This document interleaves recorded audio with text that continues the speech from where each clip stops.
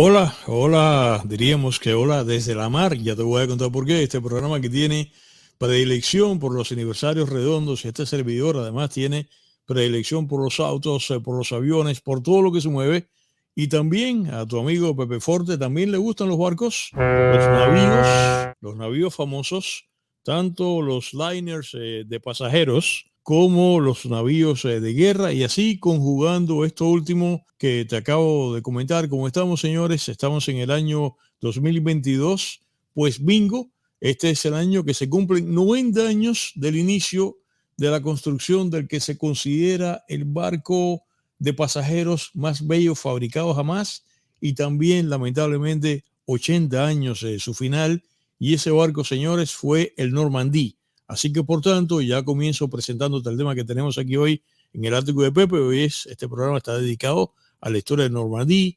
El SS o el SS Normandie es el invitado al Ático de Pepe. Y fíjate que dije el final y fíjate que no dije el naufragio hace un momento, ahora cuando presenté el tema, aunque en definitiva clasifica o califica como tal, porque así lo contempla o lo colegia la definición marítima, pero no se trata de un naufragio en el sentido estricto de como por ejemplo fue el naufragio el del Titanic, me refiero, que es el naufragio más grande de todos los tiempos, o como es el naufragio de la Andrea Doria, que también es un naufragio famoso, y tampoco se puede hablar en este caso, fíjate tú, del SS Normandie, tampoco se puede hablar de hundimiento, porque una cosa es naufragio y otra cosa es hundimiento. Hundimiento, por ejemplo, es lo del Lusitania, de la Cunard, que eso fue en mayo del año 1915, o el hundimiento del Wilhelm Gustloff, ambos navíos de pasajeros criminalmente torpedeados, el primero en el marco de la Primera Guerra Mundial, el segundo dentro de la Segunda, y precisamente del hundimiento del Wilhelm Gustloff, aquí hicimos un programa dedicado a ese caso que puedes ver en esta misma cuenta de YouTube. Y debo decir que más allá de lo interesante, lo atractivo que sea el tema en sí, sobre todo para quienes se les gusten los barcos o lo intrigante que les resulte a cualquiera, cómo este barco bello terminó siendo un patético espectáculo para los neoyorquinos, un patético espectáculo como lo fue el espectáculo que dio el Costa Concordia, hermosísimo también, volteado como una almendra o como una tortuga a medio lado a los ojos de los locales allá en la isla de Giglio, en Italia. Eso fue en el año 2012. Debo decir que cito como paralelo al Costa Concordia porque un espectáculo semejante fue lo que vieron los neoyorquinos en su propio puerto en el año 1942, y más allá de lo impactante que pudo ser aquella visión y el hecho en sí, como siempre, el hecho nos va a servir para aprender de las circunstancias en torno al caso. El marco histórico del Normandie nos va a servir además para aprender un poco de historia, para ver cómo iba el mundo, cómo el mundo marchaba en aquel año de 1942 y de cómo estaba o cómo iba o cómo marchaba Estados Unidos hace exactamente pues 80 años. Déjame anticipar que el programa de esta noche, como siempre, se basará en mi habitual narrativa fluida tipo radio, que es lo que antecede como expresión al Ático de Pepe, y por eso es que este programa, por esta manera es que es tan popular entre mis queridos amigos los camioneros, porque los camioneros me van escuchando, no tienen que, como los que me están mirando en el televisor, prestarme atención visualmente, entonces yo les voy ayudando, y por eso es que me dicen que incluso les hago a veces 140 millas, pero ocurre que como este programa se encuentra aquí en mi cuenta personal de YouTube, y YouTube es imagen como un programa de televisión, atención que este programa, ya lo anticipo, este programa va a ser muy gráfico, este programa lo van a disfrutar muchísimo quienes están mirando como debe ser el programa, especialmente sobre todo en el televisor, porque tengo mucho material visual del Normandie, van a ver fotografías, van a ver videos, o sea, slideshows y videos también, o sea, películas de época de la construcción del Normandie, cómo fue botado el agua, van a ver imágenes fijas, un movimiento del Normandie navegando, van a ver el Normandie sobre todo, atención, en todo su esplendor por dentro, van a ver sus salones, van a ver el restaurante, van a ver su decoración. La decoración, señores, empalagosamente Arrecó. Es como una suerte de tres leches de la Arrecó. Van a ver sus cabinas o los camarotes y sobre todo van a ver el triste final del Normandie ahí tirado sobre un lado en el puerto de New York como un elefante que acaba de matar un cazador. Y creo que este programa de hoy va a ser una de las mejores y más coherentes ediciones del Ático de Pepe. Y antes de entrar al tema, permíteme presentarme, cosa que no he hecho todavía, Soy como siempre tu amigo y servidor Pepe Forte, conductor del Ático de Pepe, aquí en mi cuenta personal de YouTube. Y hoy vamos a abordar la historia del liner, del transatlántico francés Normandie, bellísimo, considerado, como dije en la introducción, el buque de pasajeros más bello de todos los tiempos, el más hermoso de todos los construidos o botados al agua hasta el día de hoy. Y mira que ha habido transatlánticos bonitos. Pero, por ejemplo, el Andrea Doria, siniestrado lamentablemente en el año 1956, se hundió puntualmente el día 26 de julio del año 1956. El Doria era un barco grácil, pero ¿qué va? Lo que pasa es que el Normandie, como digo yo irónicamente, señores, el Normandie tenía que ser francés. Y señoras y señores, Francia es una nación que parece, como he dicho tantas veces, es un país que parece incapaz de la fealdad. Una nación que, empezando por la lengua, el francés, todo lo que concibe Francia y todo a través de lo que se proyecta Francia es a través de la belleza, claro, con la excepción del Citroën 2CV y del AMI 8. Creo que siempre he pensado que son carros que le meten miedo al susto. Bueno, por supuesto que estoy bromeando un poco, pero el caso, señores, es que Francia y lo francés parecen francamente sinónimo de belleza. Y déjame ser justo, porque para belleza también Italia. Italia, tengo que ser justo, Italia es un país también de belleza ancestral que comienza con Roma, que es, además, Italia es la cuna y la joya de la corona del Renacimiento. Y señores, también Renacimiento y belleza también son lo mismo. Lo digo para que no parezca que estoy inclinándome a subrayar la belleza francesa en detrimento de la belleza italiana, cuando no es de esa manera. Pero precisamente de la belleza italiana y de la belleza naval italiana tenemos el Andrea Doria, que mencioné hace unos segundos. Un barco bonito, pero también lamentablemente siniestrado. Pero viniendo ahora a bordo del Normandie, el Normandie es un clásico diseñado además en la cúspide del Art Deco, y además fue el barco más rápido de su tiempo, avanzadísimo en tecnología, movido a turbina, y hasta el día de hoy el navío de su tipo más potente en una relación entre el grupo motriz y el diseño de su casco. Aunque eso te parezca mentira o imposible, eso que estás diciendo, Pepe, esas son cosas de ahora, de 2022. No. En el año que este barco se fue botado al agua y que navegó, era un portento tecnológico, francamente lo era. Y además, hasta ahora está considerado el barco más veloz, barco de pasajeros más veloz de todos los tiempos. Ahora, ¿qué fue lo que le pasó? ¿Qué fue lo que le pasó al Normandie? Que por eso que el Normandie termina con una triste historicidad. Pues que, señores, en el año 1942, con apenas 7 años de explotación, en realidad funcionó menos, sobre 4 años y medio, a consecuencia de un incidente que tenemos que definir en el curso de esta narración hoy, esta noche, si fue un accidente o si fue un sabotaje, eso yo te lo voy a contar. El caso es que el barco terminó su vida útil en el puerto de New York de una manera que duele, que da pena verlo como terminó. Y en este ático de Pepe te vamos a narrar los detalles de la construcción del Normandie, por qué dejó de existir, cómo fue usado, qué fue lo que le pasó en el año 1942 y en qué finalmente terminó el Normandie. ¿Dónde está el Normandie? ¿Está en algún sitio? Te lo voy a contar.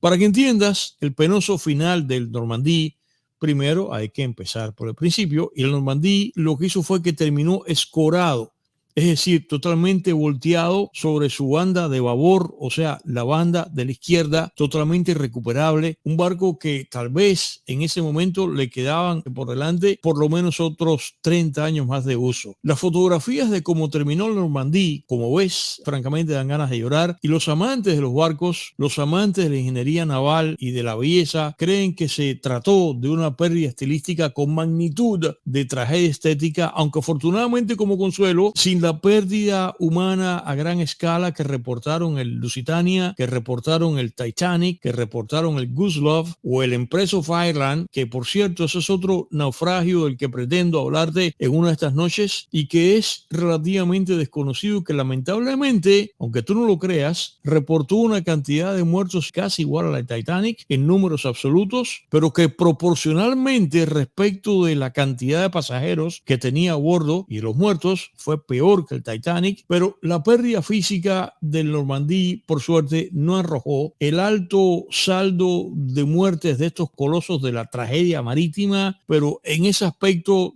tampoco se fue indemne, porque como verás, también reportó víctimas, eso te lo voy a contar en su momento.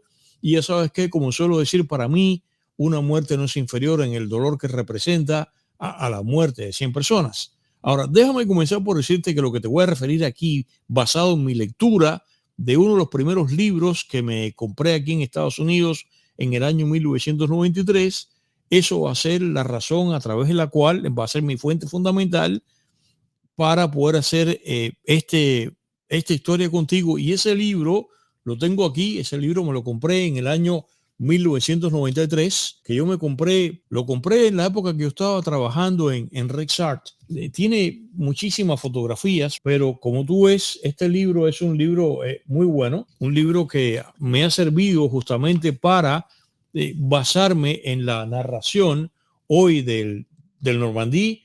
Este libro ha sido para mí capital, y este libro me lo compré cuando yo estaba trabajando todavía en la tienda RexArt, que yo era enmarcador ahí en esa tienda que ya no está, fue mi primer trabajo, por cierto, en Estados Unidos, que está ahí estaba en Coral Way, no, estaba en la 37 Avenida, casi esquina, Andalucía, eso se encontraba ahí, y tenía una pequeña librería con cosas de arte y así, y vi el libro y me fascinó. Así que hoy toda la narrativa que tenemos en este programa está básicamente apoyada en mis lecturas de este libro del Normandí. Yo ya conocía antes de este libro la existencia del Normandí en la historia marítima y sabía lo que le había pasado, pero muy limitadamente. Este fue el libro que a mí me explicó todo y que, claro, luego seguí estudiando el caso y aprendiendo, leyendo, y por eso es que podemos encarar el show de hoy. Vamos ahora a la historia de Normandí. Por supuesto que Normandí se pronuncia en francés, pero yo ahí te lo dejo, ¿no? Primero, ¿qué cosa fue el Normandí? Normandí fue un ocean liner, o sea, fue un transatlántico, un barco o buque de pasajeros, un paquebote, como se le decía, no paquebotes, en esa época se le decía paquebote, un término que estuvo muy en uso por lo menos hasta los años 50 y que yo recuerdo perfectamente bien de la revista Selecciones. El Normandí era francés en diseño, el Normandí era francés en construcción y el Normandí era francés en explotación, pues era propiedad de una naviera francesa y forma parte del grupo selecto de barcos de pasajeros franceses para cruzar el Atlántico en una era anterior a la aviación comercial a escala y sobre todo antes de la aviación comercial a reacción, que nace alrededor del año 1960, y ustedes saben que la aviación a reacción fue la que mató el trasiego transatlántico de pasajeros a través del mar, particularmente a través del estreno del Boeing 707 y del DC-8. Eso fue lo que acabó con el tráfico de pasajeros transatlánticos, comenzando ya en el año 1960. Comparada con Inglaterra, claro que a Francia no podemos hallarle silueta de potencia marítima o naval como lo fue Inglaterra, pero Francia tiene en su haber transatlánticos de época que fueron portentosos, como por ejemplo el SS Paris del año 1916, el París, contemporáneo de los grandes vapores de la Cunard y de la White Star Line, o la serie alemana Imperator, que era un tremendo barcazo de época también, porque la Alemania de la preguerra también jugó muy seriamente en esta arena, pero el París era un barco de clase sin duda, y por cierto, el París terminó igual que el Normandí, incendiado y volteado sobre una banda, igualito que el Normandí, en el año 1939, y tal parece que tenía yetatore y parecía que le echó mala suerte al Normandí, que le pasó, por cierto, nuevecito, por así decirlo, por al lado al SS, totalmente volteado allá en Francia. Y de seguro que ustedes también, hablando de barcos franceses, seguramente ustedes tienen que haber escuchado alguna vez hablar del Île-de-France, que sí fue un navío hermoso, importante, que duró más o menos hasta el año 1959. Yo creo que de verdad que el Île-de-France es el barco francés más famoso de siempre. El Île-de-France fue reemplazado, ¿tú sabes por quién? Fue reemplazado por el France en el año 1961. Lo que pasa que para los que vivimos aquí en Miami, quizás para muchos de ustedes el France no le diga nada, porque los que viven en Miami, que han sido testigos del desarrollo de Miami, en tanto que la capital mundial de los cruceros, que es un fenómeno que ya empezó en los años 60, pero cuando estalla realmente es a partir del año 1980, de seguro que ustedes se acuerdan del France, pero se acuerdan del France rebautizado, porque el France que conocimos aquí en Miami no fue el France. Aquel barco, ahora fíjate, para que vayas buscando en tu mente, aquel barco azul, de casco azul, larguísimo, bello, un barco súper elegante. Ese barco, señores, era el querido admirado Norway bajo Norwegian Cruise Line, porque Norwegian Cruise Line le compra el France a Francia, lo reconstruyó y lo bautizó como Norway, y el Norway sin duda es, yo te diría que es el barco seminal de la actual industria de los cruceros con base en Miami. Y como acaso seguramente muchos de ustedes recuerdan, el Norway fue descontinuado cuando aquí exactamente en el año 2013 en el puerto de Miami, Surto aquí en Miami, que es donde este programa se origina, le estalló una caldera y ahí fue descontinuado y fue luego desmantelado. Pero estoy seguro que muchos de mis seguidores en Miami se fueron de crucero en este barco bello que es el Norway, pero que originalmente había sido el France, y el France es el que reemplaza al Île-de-France. Pero volvamos ahora, señores, al Normandí, o mejor dicho, vamos a empezar con el Normandí porque todavía no he empezado.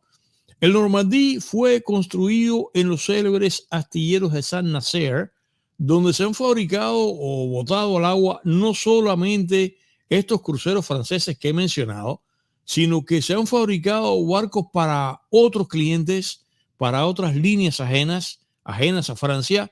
Por ejemplo, allí justamente en Saint-Nazaire se fabricó, que tenía base aquí en Miami, el Royal Caribbean, el Sovereign of the Seas, aunque se trate de ingeniería y diseño para otras compañías. Allí también se construyó el Queen Mary II del año 1994, el Epic, el MC Divina también se fabricó allí, el Harmony of the Seas y el Celebrity Edge, que es un barco modernísimo, ahora eso que tiene ahora el branque recto. Pero estos son solamente unas pocas menciones, porque estos astilleros de Saint-Nazaire han botado al agua más de medio centenar de barcos de talla.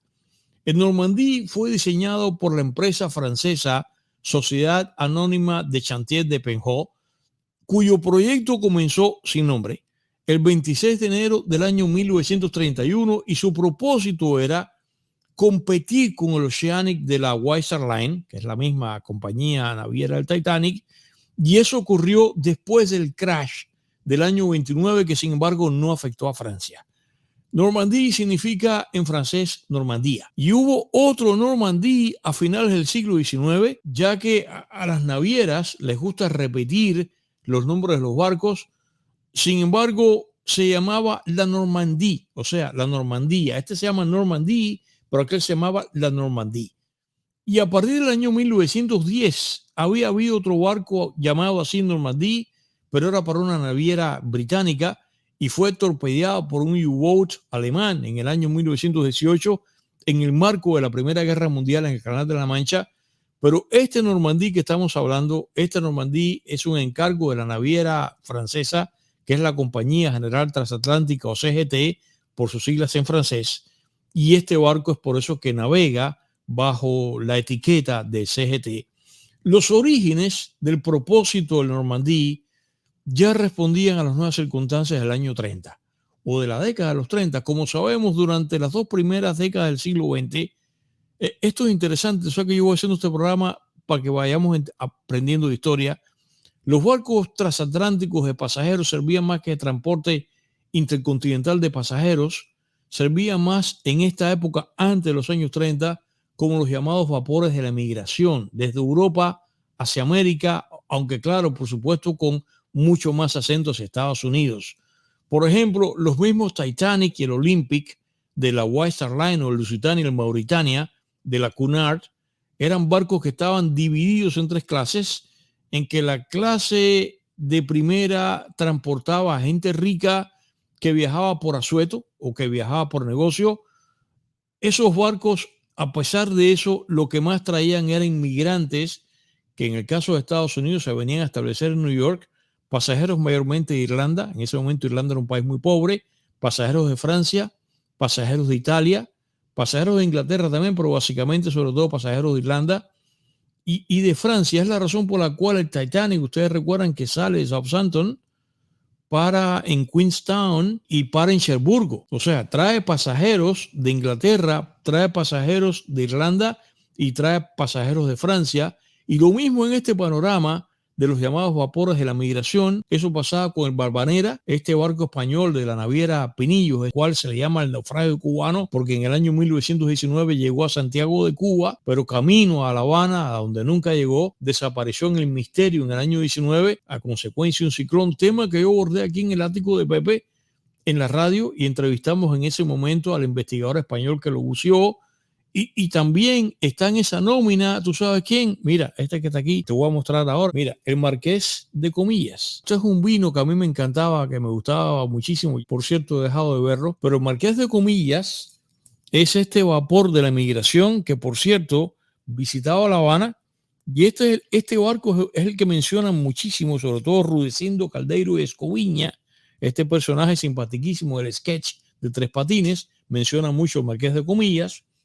Este barco también formaba parte de los llamados vapores de la migración. Igual también el Alfonso XIII, el Reina Victoria Eugenia, el Carlos de Izaguirre, que era de la Compañía Transatlántica Española, que tanto visitaban a La Habana. Pero además, estos barcos, en el caso de España, más que venir aquí a Estados Unidos, a New York, lo que hacían era que los barcos españoles venían a La Habana, iban a Montevideo, iban a Buenos Aires, pues por supuesto que con igual función de traer inmigrantes hacia América, gente que venía buscando nuevos horizontes, pero desde finales de la década de los 20, saturado, escucha esto, ya de tanta inmigración, Estados Unidos comenzó a restringir la inmigración y de esa manera el tradicional lucrativo negocio de pasajeros de steerage o de tercera se redujo en función de más turistas y para clases más altas, pero esta vez a la inversa, de aquí para Europa, o sea, de América para Europa, sobre todo de Estados Unidos hacia Europa tras la Primera Guerra Mundial, porque, por supuesto, en ese momento, después de la guerra, la ciudadanía europea no estaba para turismo y la idea era que el pasaje de aquí para allá sería mayormente de norteamericanos que, escucha esta, ¿qué otra motivación? Querían escapar de la llamada época de la prohibición, o sea, lo que se montaban estos barcos para burlar la ley seca y la motivación era entonces irse a beber a Europa. Eso fueron las cosas que motivó este trasiego de pasajeros, pero al revés de lo que había sido de allá para acá, comenzó a promoverlo de aquí hacia allá. Y así, en esa circunstancia de que ya lo que ha desaparecido, estamos entre la Primera Guerra Mundial y la Segunda Guerra Mundial, no sabíamos que venía la Segunda Guerra Mundial, pero el hecho es que ya ha desaparecido el trasiego de inmigrantes y el Normandía está entonces, por lo tanto, en una nueva dimensión en cuanto a pasajeros. El Normandía competiría con su propio compatriota, que era el abanderado de la compañía, que era el Île-de-France, que te acabo de mencionar, que entró en servicio en el año 1927 como el crucero más grande de la posguerra. Me refiero, por supuesto, que a la Primera Guerra Mundial, cuando todavía la Primera Guerra Mundial no se llamaba Primera Guerra Mundial, simplemente se llamaba la Gran Guerra, porque no había venido todavía la Segunda y el mundo no sabía que eso iba a pasar. Pero el caso es que el Île-de-France era más grande y aún estaba el Île-de-France todavía dividido en aquel sistema, aquel esquema estratificado de las tres clases. El Normandía iba a tener más porte, pero tenía que ser más rápido. Y la estética del barco yo creo que es la pionera en el sentido de una decoración general interior como la de los cruceros actuales, no destinada exclusivamente a los salones de primera clase. Por eso la naviera CGT contrató al arquitecto naval ruso Vladimir Yurkevich, que había trabajado para la Marina Imperial Rusa y que se escapó de la Revolución Bolchevique el 17, él no era comunista, y por cierto, ya en el mundo libre, Yurkevich trató de trabajar primero para la Cunard, porque al fin y al cabo, Francia, aunque tenía estos navíos que acabo de contar, la reina de los mares era Inglaterra, y Cunard y la White Star Line, aparte de la compañía alemana, pero estas dos compañías inglesas, y para un ingeniero naval como él, pues por supuesto que esto era la joya de la corona. ¿Y qué fue lo que pasó? Le tocó la puerta a la Cunard, pero ¿sabes qué fue lo que pasó?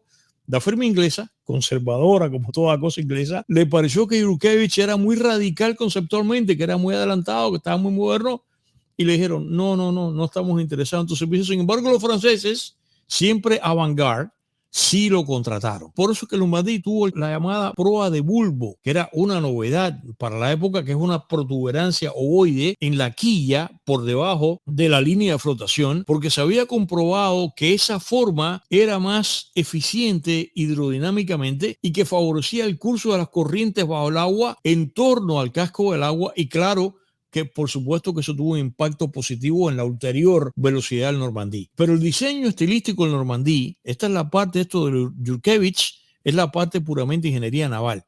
Lo que es la silueta del barco por fuera. Esto fue la autoría de Marie, que era un magnífico artista francés. Señores, el Normandí es el emporio de la belleza y el emporio del arte sobre las olas. Pero como ya te dije así, que te estoy diciendo que los franceses, por así decirlo, los franceses son enfermos a la estética, la CGT contrató, o sea, invitó a los mejores arquitectos y los mejores artistas para los decorados del Normandí, nombres importantes de las décadas de los 20 y los 30, como el caso de Jean Dunant, que era diseñador de lámparas, diseñador de muebles, diseñador de paravanes. Si alguno de ustedes, acaso, no son conocedores de estilos como el Art Nouveau o como el Art Deco y se han preguntado cómo es o cómo era el Art Deco, bueno, señores, el Normandí es el perfecto catálogo Art Deco. Por ejemplo, Jean Dunant creó para el Normandí un mural laqueado a alto relieve ejecutado con resina japonesa conocida como urushi, y este panel, que se titulaba Los Aurigas de la Aurora, mezclaba motivos épicos griegos con marítimos. Y eso fue de la idea de este arquitecto. Y este panel estaba en el gran salón del Normandí, y cuando fue desmontado ahí, lo pasaron al Île-de-France. Tú te vas a enterar por qué fue que lo desmontaron, ¿no? Y hoy ya no se encuentra en el Île-de-France, que fue después desmantelado.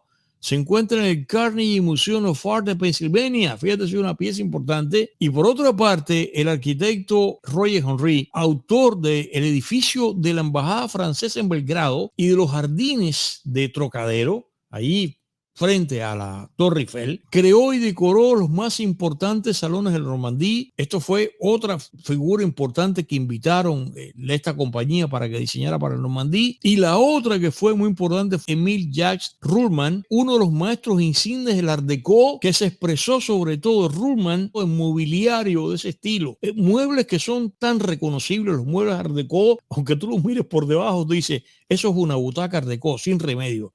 Y en este inventario de artistas notables que vinieron a bordo del Normandí, señores, hay que mencionar a René Lalique, que era un joyero y maestro cristalero que creó mucho de la cristalería decorativa que tiene el Normandí, especialmente para los grandes paneles labrados de cristal opaco, como se llamaba en esa época, cristal martillado, que es como se le decía en inglés. Y Lalique producía, señores, unas piezas decorativas de cristal que hoy valen miles de miles. Miren que yo no soy inclinado a esta onda decorativa, lo que es el adorno de mesa, cosas que hacía Lalique de cristal eran francamente bellas, valen hoy día miles de miles.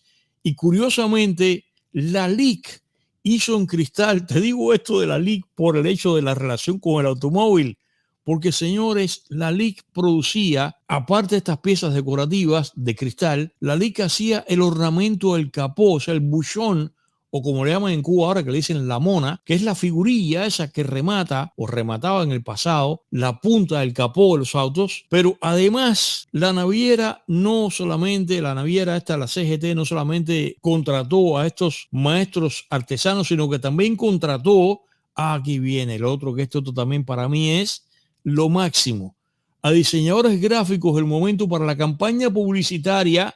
Y por eso fue, señores, que Adolphe Cassandre, que este es para mí, que es mi ídolo, el mero, que había nacido en Ucrania, por cierto, era francés, pero había nacido en Ucrania de padres franceses, y también se escapa, le atrapa allí la Revolución Roja de Lenin, y él fue el que hizo el histórico póster o afiche o cartel publicitario del Normandí, considerado un clásico en el mundo de los afiches. Pero como este programa tiene inclinación por el arte, yo no he podido, francamente, refrenarme y mostrarle a ustedes algunos de los afiches más importantes de Cassandre. Señores, miren esto, qué belleza gráfica. Si entre mis seguidores hay algún artista plástico, algún diseñador, ilustrador, decorador, ambientador, etcétera, que quiera por nostalgia, por ondas retro o por lo que sea, quiere ahora, en pleno año 2022, quiere crear una imagen Art Deco, caballeros, miren esto, Cassandre es el maestro. Qué belleza de afiches. Esto es lo máximo. Yo jamás he visto gráfica en cuanto a afiches de estilo Art Deco tan intensa y también ejecutada como lo que hizo Cassandre. Y por cierto, el famoso cartel de cine cubano, que es famosísimo, sobre todo en los 60, para que tú veas, el Art Deco no llega como estos que eran Rosgar y el caso de Muñoz, otros grandes diseñadores que tuvo Cuba, Reboiro, etcétera, qué raro que no se hayan influido por Cassandre. Cassandre, por cierto, murió en el año 1968. Los analistas dicen que Normandí era más revolucionario o novedoso por dentro que por fuera, que el casco y la superestructura eran más conservadores.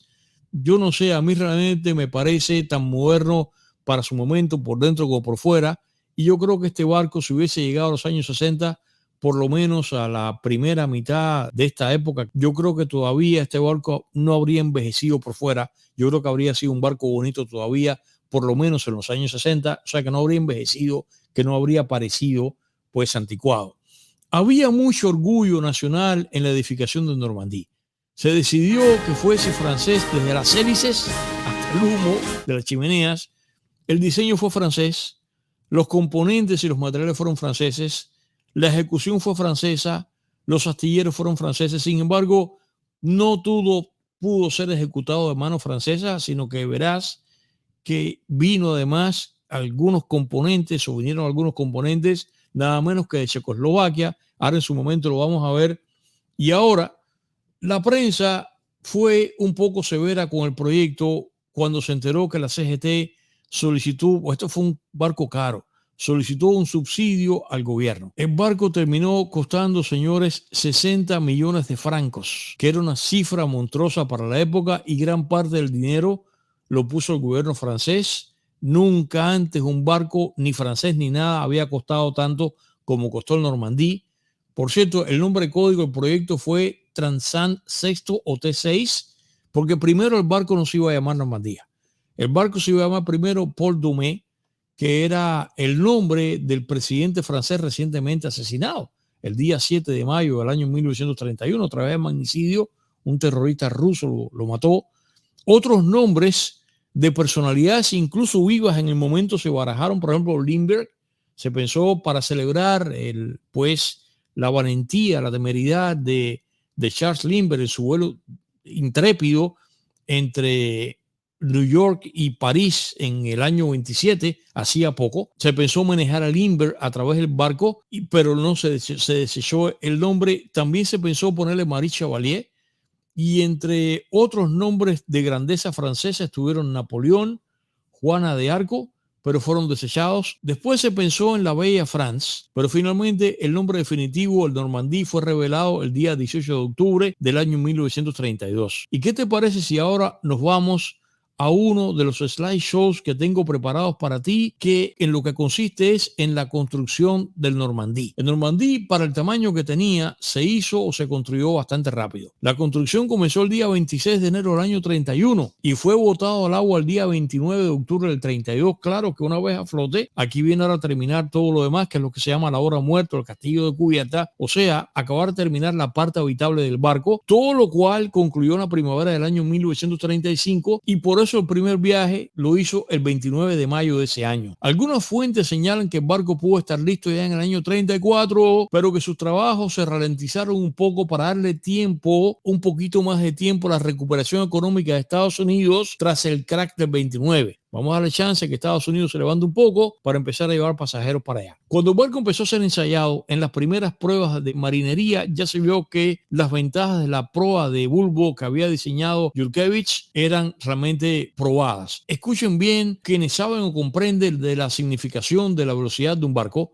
El Normandí era capaz de una velocidad máxima, señores, para mis amigos que, como nos pasa a nosotros, a cada rato hacemos un crucero, el Normandí era capaz de 32.1 nudos, lo que equivale a 59.5 kilómetros por hora, y a su vez equivale a 36.6 millas por hora. Era un barco rapidísimo. El Normandí se movía gracias a un conjunto de turbinas, o sea, un grupo de turboeléctrico, y estas máquinas fueron fabricadas por la firma francesa Alstom. Estas turbinas turbinas podían ser usadas en reversa en el acto, con lo cual el Normandie tenía un magnífico performance de frenado, y estas turbinas, aún no funcionando una, sin embargo, movían todas las hélices, que eran 4, y que, por cierto, a diferencia de otros leviatanes de ese tipo anteriores, las hélices se le instalaron bajo el agua, que habitualmente las hélices toda la vida se instalaban en el dique seco. No, bajo el agua le pusieron las hélices, y estas hélices pesaba cada una 25 toneladas. Las turbinas generaban un máximo de potencia de 200.000 caballos de fuerza. Ahora,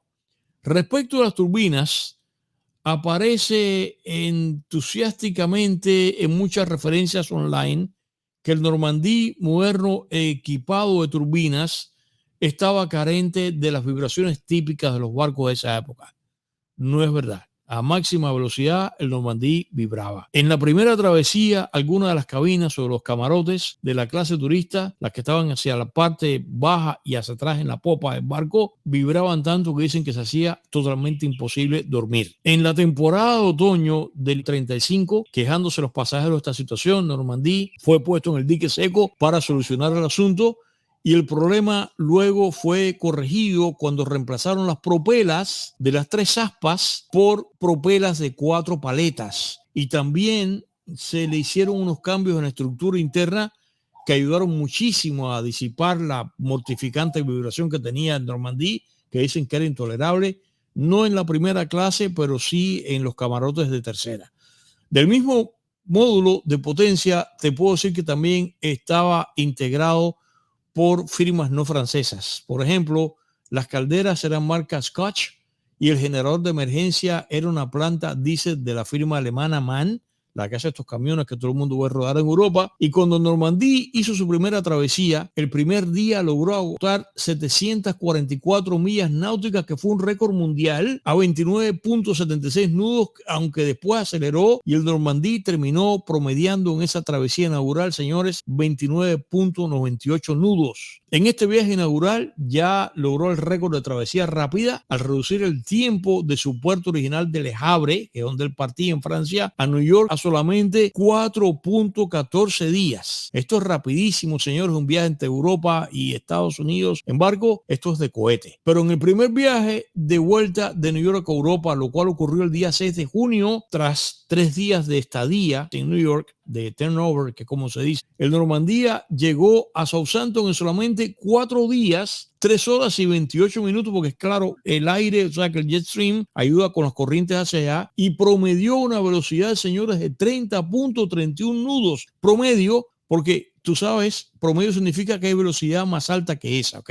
Ya en este primer viaje a New York, el Normandie, por supuesto que ganó el codiciado trofeo llamado The Blue Riband, o la famosa cinta azul, y en lo subsiguiente, el Normandie se fue ganando a sí mismo varias veces, y por eso varias veces fue agraciado con ese premio, y fue la primera vez que un crucero francés ganaba la cinta azul. Y claro, en esa época, el Normandie, los dos rivales que tenía de velocidad y se iban disputando la cinta azul era el Queen Mary, y el otro que también se la ganaba con frecuencia era el Rex, que era un barco italiano. Como siempre, los barcos, desde que dejaron de ser veleros y empezaron a ser movidos por fuerza mecánica, primero por vapor, comenzaron a usar las chimeneas como ostentación. Mientras más chimeneas tuviese un barco, más impresionaba, y por eso el Titanic, como yo he comentado aquí, y lo he explicado más una vez en varios programas, no necesitaba 4 chimeneas, sino solamente 3 para disipar el humo de las calderas. Sin embargo, se le puso una 4ª chimenea por puro alarde, por pura vanidad, y esa 4ª chimenea, que fue por gusto, para no desaprovecharla, se le asignó la función de un sistema de ventilación interno. Por eso es que ustedes, si ven por ahí, como a menudo ocurre erróneamente, una ilustración del Titanic echando humo por las 4 chimeneas, wrong, eso no es cierto, porque la 4ª chimenea del Titanic nunca, jamás emitió humo. Bueno,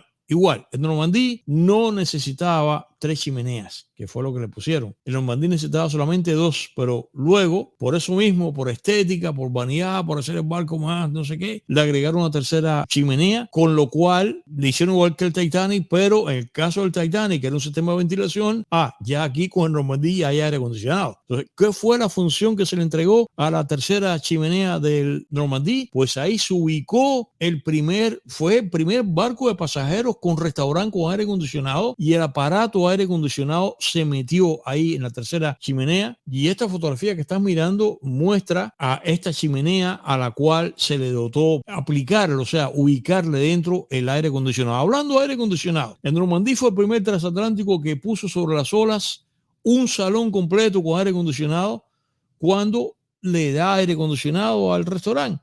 Que por cierto, el restaurante del Normandie, señores, era más amplio que el Salón de los Espejos del Versalles. Este restaurante medía 305 pies de largo, o sea, 93 metros, casi una cuadra o bloque de largo, por 46 pies o 14 metros de ancho, 28 pies de alto, equivalentes a 8 metros y medio o a 3 cubiertas, y los pasajeros accedían fácilmente al salón a través de nada menos que 20 puertas de 20 pies de alto, o sea, 6 metros de alto, decoradas con medallones de bronce del artista Raymond Subes, y el restaurante podía sentar 700 comensales en 157 mesas, y se dice que el menú era lo máximo de la cocina tradicional francesa, y además toda la decoración art déco, posiblemente por pies cuadrados o por metros cuadrados, el espacio interior estilo art déco más amplio de la historia del planeta lo ha ostentado el Normandie. Pero si no, sin duda, yo sí sigo pensando que el SS Normandie fue el palacio flotante art déco más grande de la historia, y este salón se iluminaba gracias a 12 pilares que hacían de lámparas. Y señores, el ajuar del restaurante tenía 14.570 manteles, 226.000 servilletas, 58.860 platos y 28.120 copas.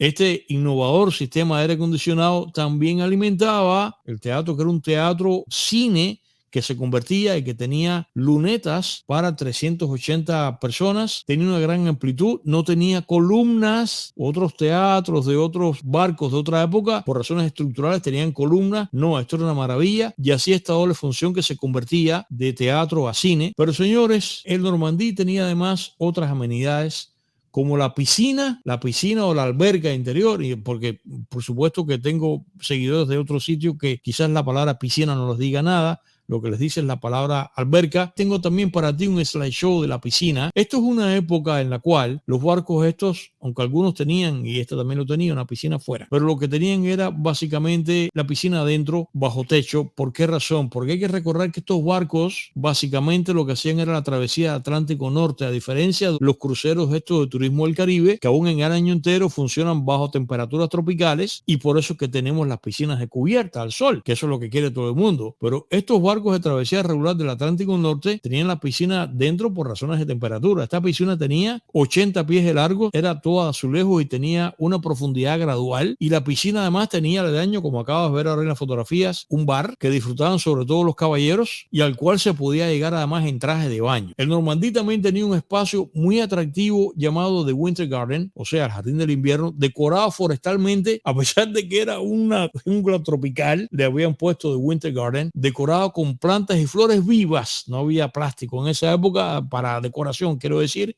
y tenía jaulas con aves exóticas, tenía fuente de agua, y aunque se llamaba el jardín del invierno, en realidad era un espacio de retiro que lo que hacía era que recreaba una jungla tropical. Y había otros salones para la primera clase. Todo esto es un barco de estratos, esto es para primera clase.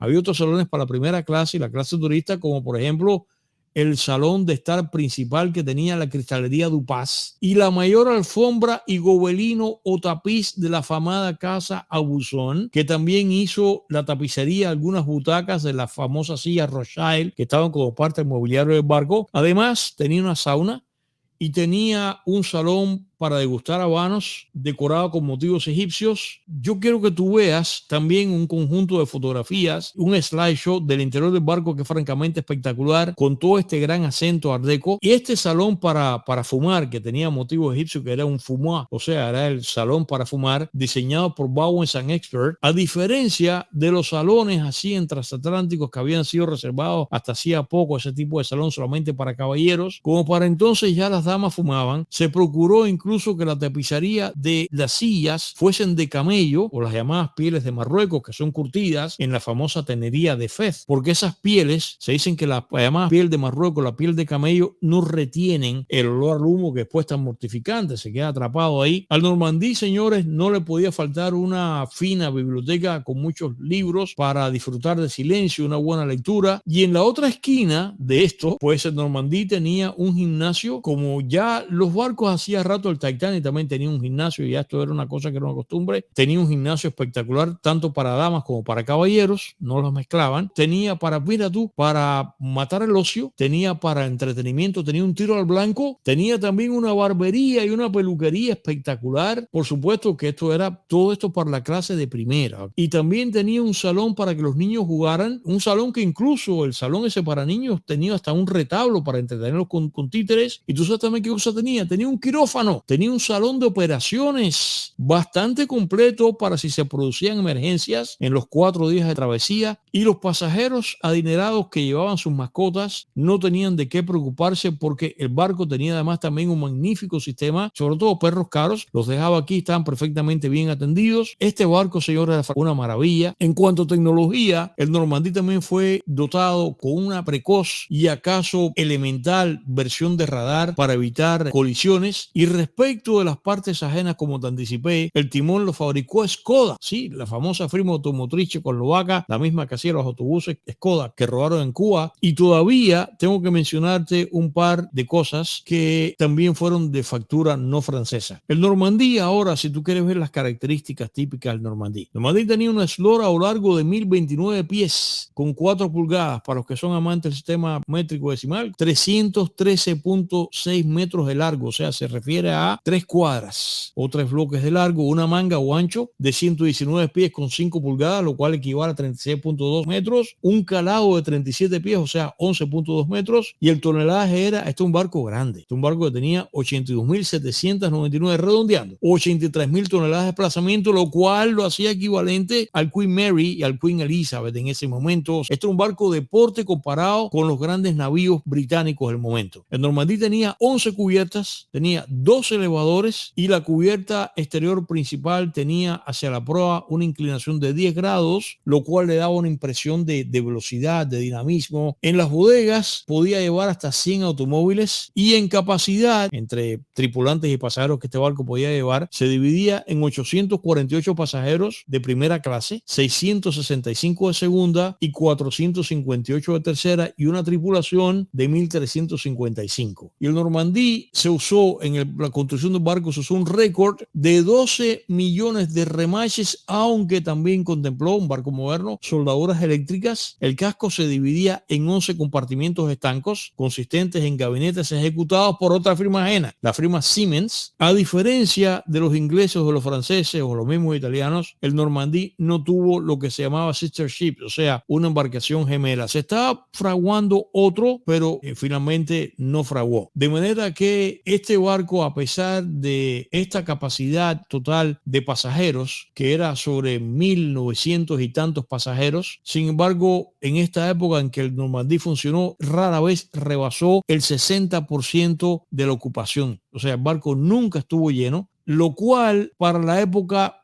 para este tipo ya de trasiego, era típico, porque de todas maneras era una cifra lucrativa. O sea, el que el barco estuviese máximo 60% de ocupación, terminó el barco siendo lucrativo. Es la razón por la cual el Normandí nunca, ni la línea, tuvo que pedirle al gobierno al gobierno francés que lo subsidiara para su explotación. Pero en una época en que la migración bajó en intensidad, el Normandí, básicamente porque era lucrativo, porque vivía de la clientela de ricos y famosos. Los récords indican que el Normandí llegó a generar 158 millones de francos. Y lo mejor del jet set, la farándula de entonces, viajó en el Normandí. Por ejemplo, Irving Berlin viajó en el Normandí, Fred Astaire, Cary Grant, Marlene Dietrich, Walt Disney, Douglas Fairbanks, James Stewart Hemingway viajaron en el Normandí, estas figuras todas. Y el día de su viaje inaugural, el día 29 de mayo del año 1935, 50.000 personas fueron al puerto de Le Havre a verlo partir. El capitán fue René Puñet, y cuando llegó a New York, en el puerto principal de New York, había 100.000 personas, señores, esperando poderlo pues celebrar. El Normandí, lo que lamentablemente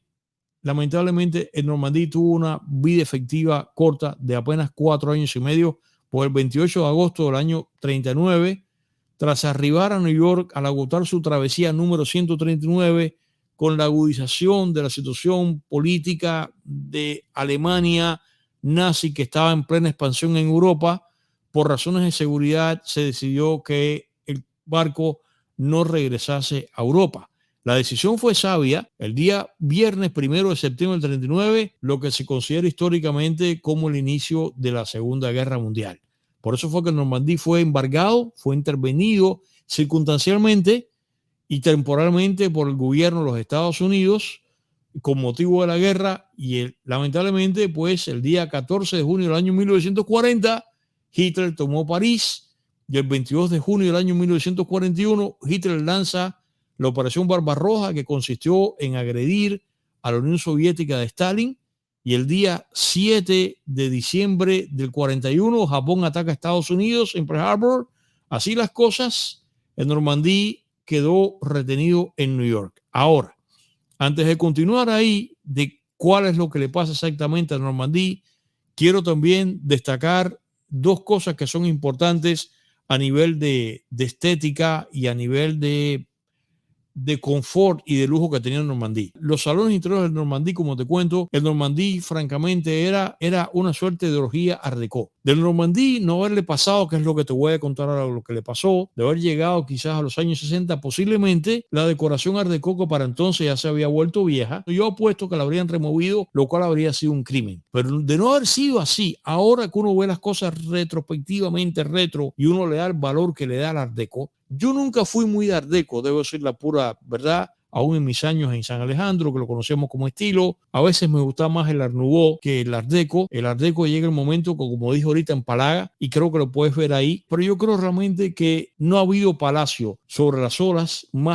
ha habido posiblemente un interior tan intensamente art déco en la historia del art déco como era el interior de Normandí. Todo, la decoración, el mobiliario, las alfombras, todo art déco de verdad, no caricatura. También llegaba el momento que era apabullante, aunque te parezca de risa, leyendo para hacer este programa, me topé con que algunos pasajeros se quejaron, escucha esto, que dijeron que el interior de Normandía les daba migraña, porque señor, aquello era, como te cuento, que era un festival de art déco por donde quiera, extremadamente fuerte. Pero ahora cuando uno lo ve, caramba, uno dice, qué pena, y es lo que te voy a contar ahora, qué pena que al Normandí le pasó lo que le pasó y terminó perdiéndose casi todo esto, porque algunas de las piezas de Normandí, como este mural que mencioné ahorita, se salvó. Pero qué pena, si esto no hubiera pasado tan tempranamente, estos salones que tú estás mirando ahora habrían sido removidos. Pero francamente yo creo que en su momento, y quizás retrospectivamente, posiblemente no haya habido un espacio interior bajo techo que fuese tan intensamente art déco como lo fue Normandí. La otra cosa que quiero destacar contigo y que veas, señores, son los camarotes. Los camarotes, vamos a ver este slideshow que tenemos de los camarotes. Yo no los organicé, vas a ver una mezcla primera, segunda, tercera, mira el baño. Pero básicamente lo que vas a ver, como esta que estás mirando en este momento, estos son cabinas o camarotes de primera clase, que evidentemente aquí es donde viajaba estas estrellas que te comenté, viajaban en primera clase. Y como tú ves, a pesar de que sí que hay aliento art déco en los camarotes, yo creo que en Normandía era mucho más art déco en los espacios públicos que en los camarotes de las habitaciones. Los camarotes eran esta división de primera, segunda y tercera. Todo este mobiliario era un mobiliario más pesado. Estas cosas hoy día, con las tecnologías actuales, son mucho más livianas, más presencia de plástico. Aquí seguramente había mucha presencia de verdad de madera. Es la razón por la cual tú vas a ver que el Normandí termina siendo pasto de las llamas. Los camarotes, como creo que estás apreciando ahí, especialmente yo estoy haciendo este programa pensando en nuestros amigos como este servidor,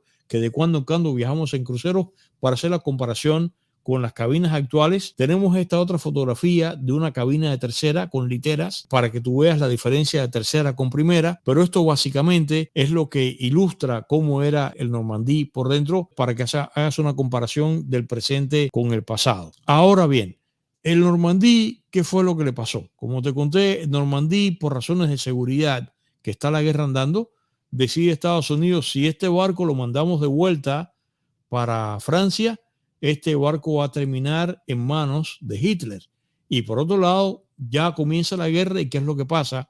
Durante la guerra, todos estos barcos, estos navíos se convierten en transportes de tropas. Es por eso que el barco es transferido temporalmente a la Marina de Guerra de los Estados Unidos el día 27 de diciembre del año 41 bajo el llamado Derecho de Hungary. El Derecho de Hungary es un documento que autorizaba la expropiación de una propiedad ajena en el propósito de prevenir que el enemigo la explote o la use en contra nuestra. Yo no sé si el Derecho de Hungary todavía está activo o habrá una modalidad, pero en esta época se invocó y es la razón por la cual se embarga temporalmente al Normandí. Así, el Normandí le quitan el nombre. El Normandí fue rebautizado como USS Lafayette. El día 15 de enero del año 1942, el Departamento de Estado autorizó convertirlo en un transporte de tropas, aunque la primera idea fue convertirlo en un portaaviones, pero Estados Unidos, que es el país rey de la construcción de este tipo de navíos, de portaaviones, siempre prefirió hacer portaaviones diseñados desde cero, no partir de adaptaciones, y por eso fue que se echó la idea de convertir al Normandí en un portaaviones. El Normandí fue, por tanto, rebautizado como Lafayette en honor al marqués de Lafayette, que peleó al lado de los norteamericanos en la guerra de independencia de los Estados Unidos. Claro que esto quedó solamente en papeles, porque como tú vas a ver, al Normandí no le dio tiempo quitarle el nombre de Normandí del casco por lo que pasó. Y la Marina de Guerra norteamericana, debo decir también que durante la Guerra Civil, esto que te estaba diciendo que los nombres se repiten, había tenido otro barco de guerra nombrado igual, Lafayette, que era un barco, era un rammer, que era un embestidor, que como estás mirando en la fotografía, quizás ahora te dé risa, pero este otro barco era un barco de guerra llamado Lafayette. Los trabajos de conversión comenzaron velozmente, porque date cuenta que velozmente, además, de manera paralela, se está desarrollando la guerra en Europa.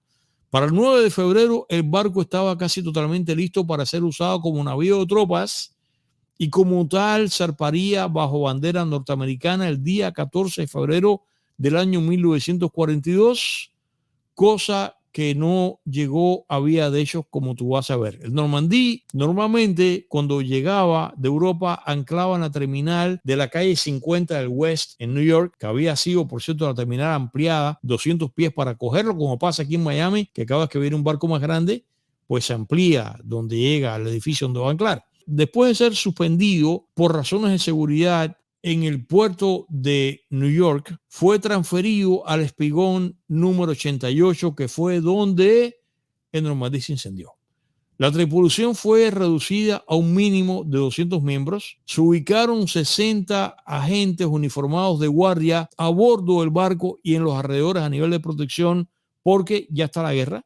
Se temían sabotajes o atentados de agentes alemanes infiltrados en Estados Unidos. Después se temía la misma historia por parte de agentes japoneses aquí en Estados Unidos, y con el mismo propósito y en igualdad de condiciones, a su lado fue amarrado el Queen Mary en el muelle número 90 en el año 1940, o sea, también este barco lo pararon ahí, y el enemigo sabía el potencial de estos barcos para ser usados como transporte de tropas o para ser empleados como buque hospital. Los dos Queen, el Queen Mary y el Elizabeth, también fueron convertidos en barcos de transporte para la guerra.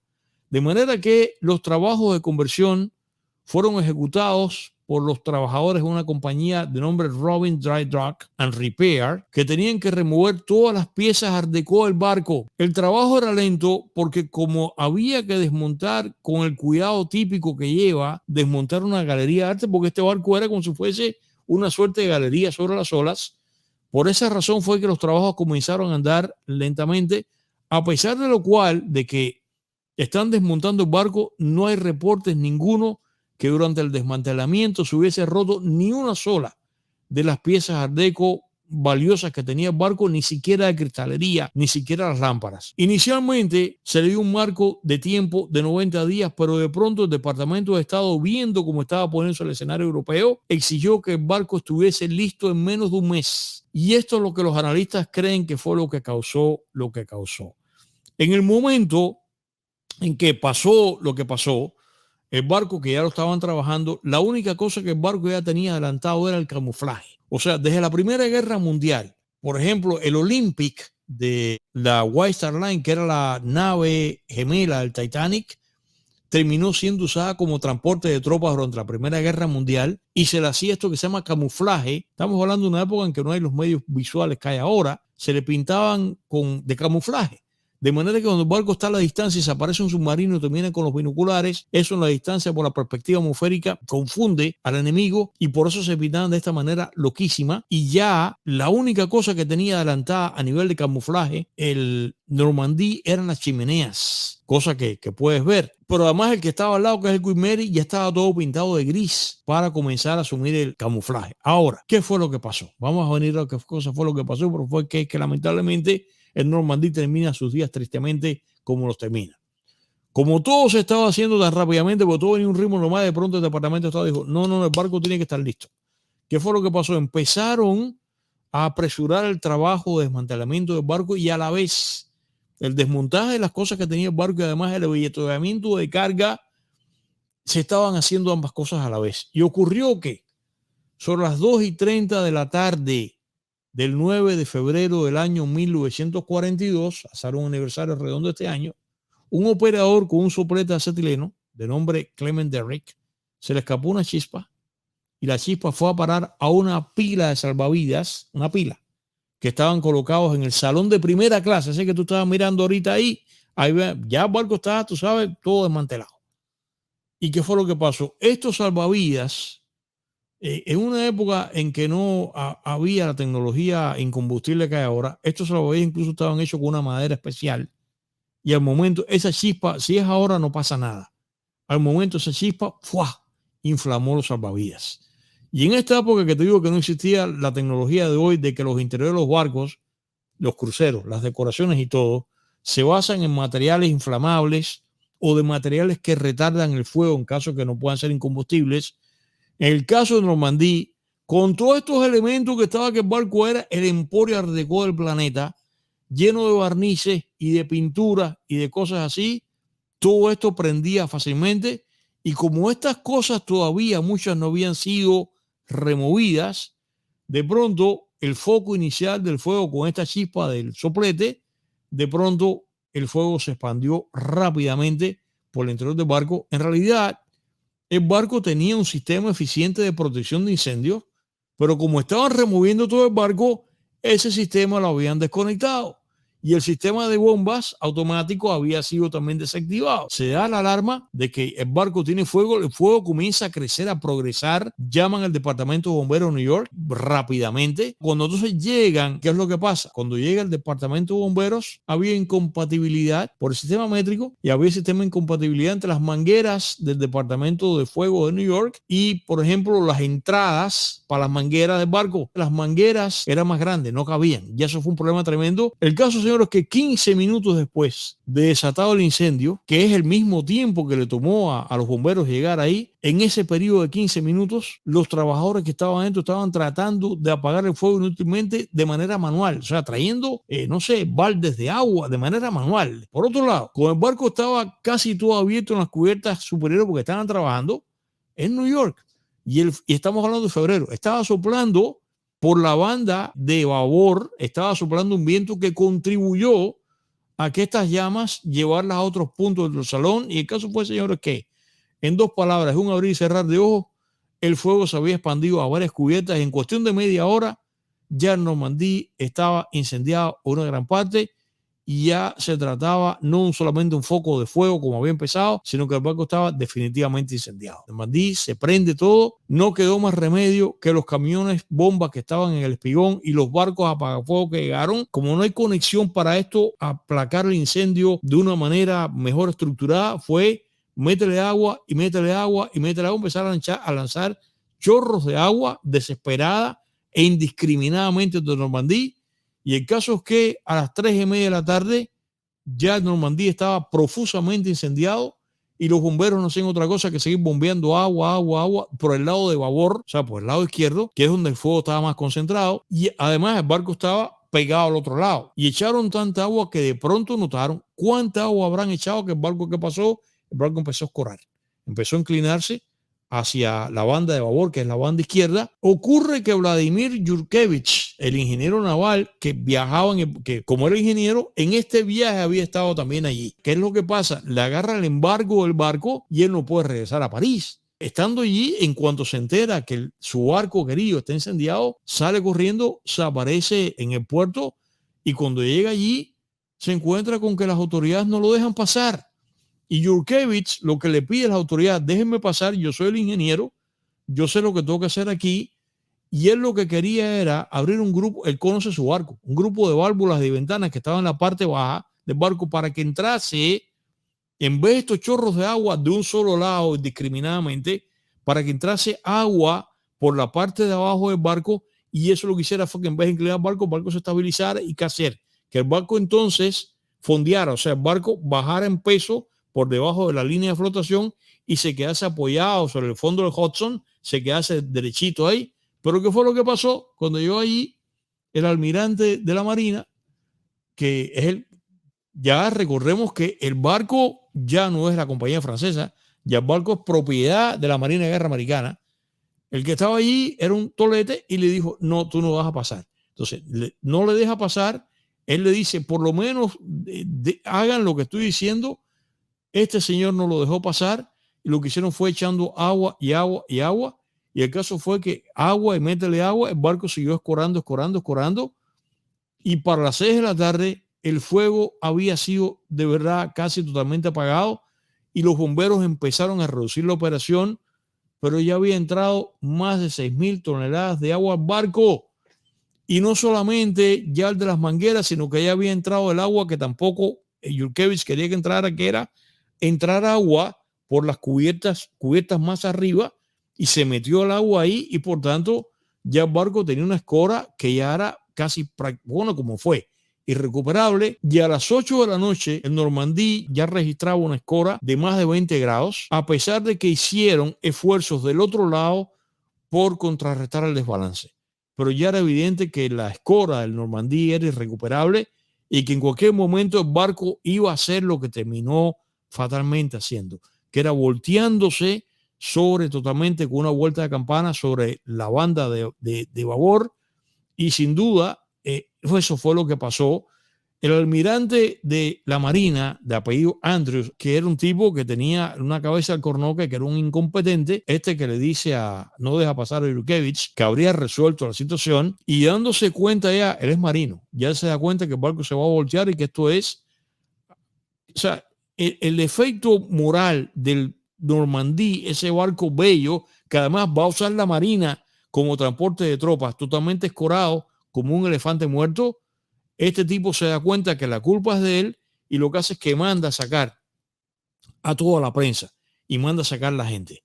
Pero ya la escora era inevitable. De todas maneras, a las 2:45 de la mañana, el Normandí, como si hubiera sido una fiera mortalmente herida, se inclinó de pronto, ya estaba inclinado, pero de pronto así, ¡guau! Y se cayó totalmente de costado, casi incluso aplastando a dos apagafuegos que estaban ahí. Uno se llamaba el Firefighter, el otro se llamaba John Harvey, que tuvieron que dar marcha atrás porque si no les cae encima. Y ahí fue que el Normandí terminó con el gran finale triste del Normandí.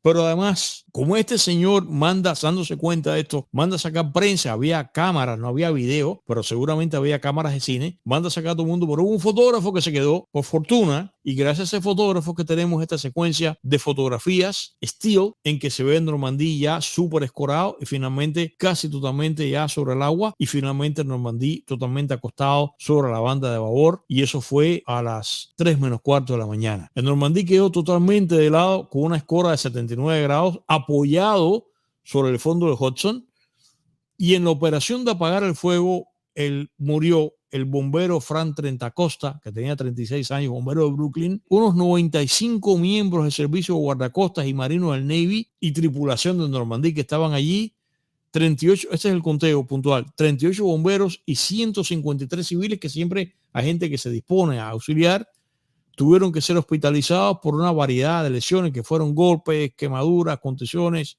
inhalación de oxígeno, de humo, pero muertos como tal hubo este pobre muchacho que murió, bombero, Así que en la fría mañana del 10 de febrero del año 1942, los neoyorquinos contemplaron el nuevo triste espectáculo que duró durante un tiempo ahí, del otrora bello Normandí, que entraba y salía de Puerto New York con un gran orgullo, este barco totalmente tumbado de costado, acostumbrado a verlos como lo estaban viendo desde el verano del 39, este barco hermoso ahí como si fuese una fiera muerta, un cadáver de hierro. Muchos pensaron desde el primer momento que el Normandí era pérdida total, otros esperanzados creyeron que el barco se podía recuperar. El propio Rukevich, el ingeniero, pensó que el barco era recuperable y fue lo que pasó. El barco otra vez lo van trabajando como pasó con el Costa Concordia, ¿no? Lo reflotan otra vez, lo ponen otra vez paradito ahí, y lo que quería hacer Yurkevich, que el barco se podía acortar en talla y que podría ser otra vez usado como más chiquito, como transporte de tropas, o cuando se acabara la guerra, optimista él, utilizarlo como un crucero más chiquito. Pero ¿qué va? Se dieron cuenta después que lo reflotaron y lo sacaron del puerto que no había manera, no se pudo hacer nada. En Normandí se hizo toda una operación de salvamento. Mientras estuvo acostado ahí y decidieron ya convertirlo en chatarra,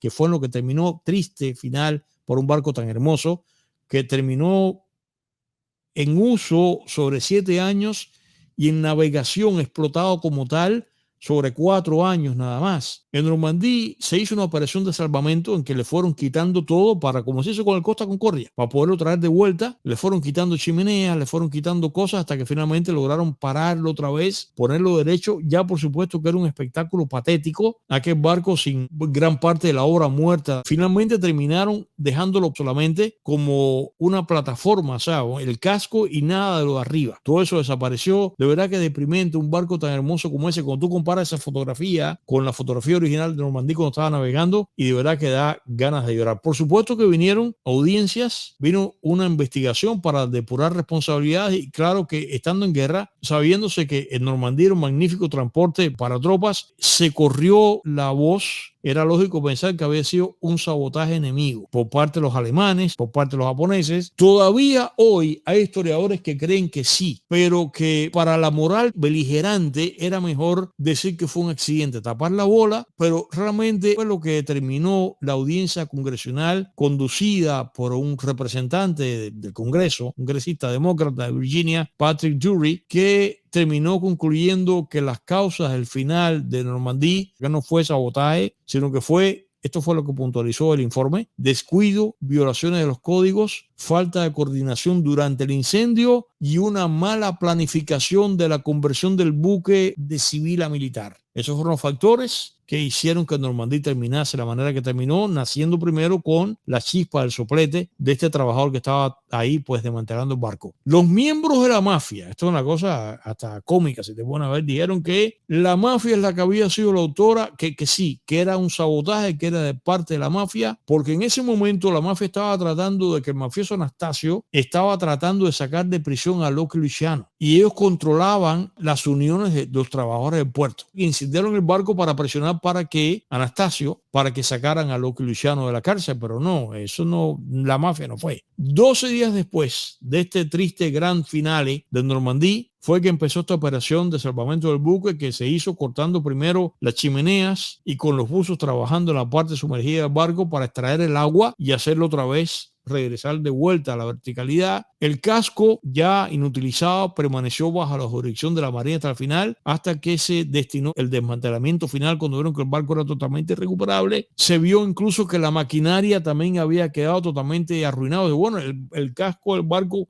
out, pero la maquinaria se puede utilizar, nada. Todo costó un platal para la época, costó $5 millones la operación esta de salvamento, si cabe decirlo así. Y claro, el Normandí, que ya no se llamaba Normandí, se llamaba Lafayette, fue además, a nivel de trivia, el único navío de guerra norteamericano que fue retirado el día 11 de octubre del 45 del inventario de la Marina. O sea, la Marina de Guerra de Estados Unidos tiene una trivia que es que tiene un navío bautizado como navío de guerra y sin embargo nunca fue explotado como navío de guerra porque pasó lo que pasó. ¿Qué fue lo que pasó? Este es el final. Se va a licitación. Licitación para ver qué compañía de desmantelamiento se ocupa de desguazar al Normandí, y eso lo ganó la firma Lipset Incorporated de New York, que pagó, escucha esto, si tú viste que el barco había costado 60 millones de francos, habría que hacer la conversión, cuánto era 60 millones de francos en dólares en el año 1930 y tanto, cuando el barco salió. Ahora lo que esta compañía pagó por el casco y la mala idea fue $161.680 por una carcasa de hierro oxidado, un buque que había costado originalmente 60 millones de francos, por lo menos, $161.000 en el año 42. Es dinero, pero que va, incomparable con lo que el barco había costado. Qué triste, ¿no? Un barco tan hermoso como este termina siendo vendido como chatarra.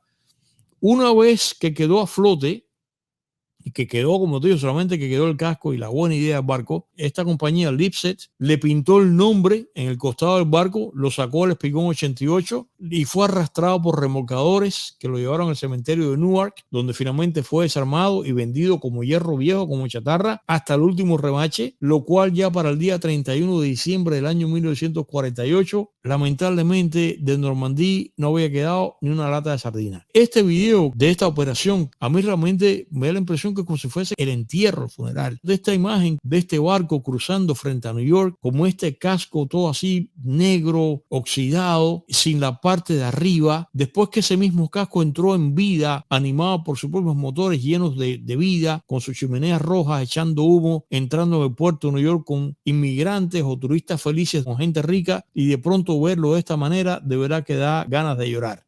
¿Qué quedó a la larga del Normandía? Aparte de su historia y su recuerdo y este emporio de belleza art deco, como te estaba comentando, ¿tú sabes qué quedó? Bueno, la silueta del Normandía, ¿tú sabes quién la ha imitado? Los barcos de Disney. O sea, el Disney Magic, el Disney Wonder, el Disney Dream y el Disney Fantasy no son exactamente una copia del casco, pero se inspiran, creo que es evidente en la fotografía, se inspiran por fuera, una idealización de la forma del Normandía, creo que es evidente, pero además algunas partes del Normandía todavía se pueden apreciar por ahí por el mundo. Por ejemplo, como partes de su decoración son consideradas verdaderas reliquias art deco, como las puertas de los medallones y los paneles de cristal de Jean Dupas se encuentran en el Museo Metropolitano de Arte de New York y en la Catedral de Nuestra Dama Maronita del Líbano en New York, y la estatua del salón principal conocida como la Normandía la tuvo durante un tiempo el Hotel Fontainebleau de Miami Beach, pero en el año 2001 se la vendió a Celebrity Cruise Line, que la ubicó en el Celebrity Summit de Normandía.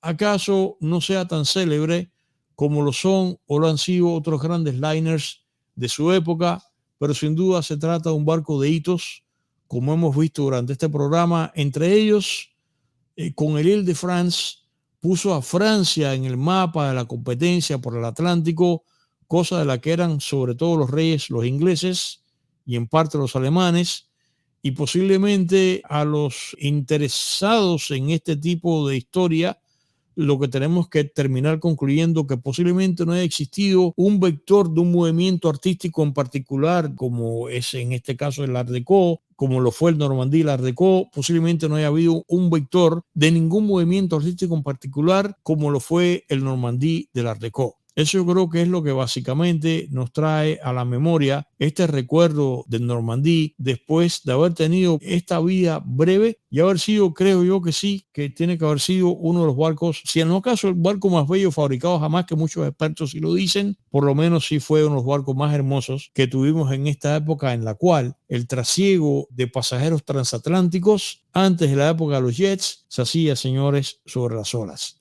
Gracias por haberme acompañado en este programa hoy de marinería con la historia de Normandía. No va a ser la última historia de barcos que hagamos acá.